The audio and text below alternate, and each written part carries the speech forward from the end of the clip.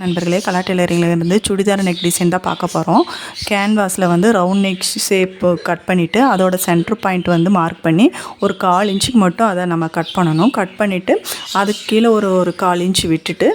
ஒரு 1/4 inch 1/2 inch விட்டுட்டு அதிலிருந்து ஒரு வி ஷேப் மாதிரி நம்ம அந்த கேன்வாஸில் கட் பண்ணிவிட்டு அதை வந்து நம்ம சுடிதார் கிளாத்லேயோ இல்லை பேண்ட் கிளாத்லேயோ வச்சு நம்ம அயர்ன் பண்ணிவிட்டு